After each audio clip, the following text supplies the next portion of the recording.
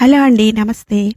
ఈరోజు బజ్జీ పచ్చిమిర్చితోటి చక్కటి కూరని చేసుకుందాం. ఇది చాలా చాలా టేస్టీగా ఉంటుంది. వేడి వేడి అన్నంలో నెయ్యేసుకొని కలుపుకొని తింటే చాలా బావుంటుంది.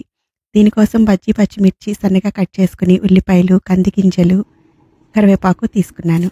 కందికాయల సీజన్ కాబట్టి ఇప్పుడు అవి తీసుకున్నాను.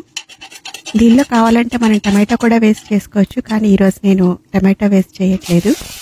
ఆయిల్ వేసి, పోపు వేగగానే మనం కరివేపాకు కూడా వేసి, వేగిపోగానే ఉల్లిపాయలు వేసి, ఉల్లిపాయలను కూడా ఒక 2 నిమిషాలు వేయించి, మూత పెట్టి ఒక నిమిషం మగ్గించి, చక్కగా ఉల్లిపాయలు కూడా కొంచెం కలర్ మారాయి. దీనిలో ఇప్పుడు మనం ఉప్పు, పసుపు వేసేసుకుని ఒక 2 నిమిషాలు ఉంచి, కంది గింజలు కూడా వేసేసుకుని బాగా కలిపి, ఇందులోనే మనం ఇప్పుడు బజ్జీ పచ్చిమిర్చిని కూడా వేసేసుకోవాలి. చక్కగా కలిపి మూత పెట్టి కొంచెంసేపు మగ్గిస్తే అవన్నీ కూడా చాలా దగ్గరికి అవుతాయి. చాలా బాగుంటుంది. ఇదిగో బజ్జీ పచ్చిమిర్చి కూడా వేగిపోయాయి. ఇప్పుడు మనం ఫైనల్గా దీనిలో శనగపిండిని ఒక 4-5 స్పూన్స్ శనగపిండి వేసేసుకుని చక్కగా కలిపేసేసి స్టవ్ ఆఫ్ చేసుకుని వేడి వేడి అన్నంలో తినేయడమే. నెయ్యి వేసుకుని తింటే చాలా చాలా టేస్టీగా ఉంటుంది. ఇలాంటి మంచి మంచి వీడియోస్ కోసం మన ఛానల్ని తప్పకుండా సబ్స్క్రైబ్ చేయండి. థ్యాంక్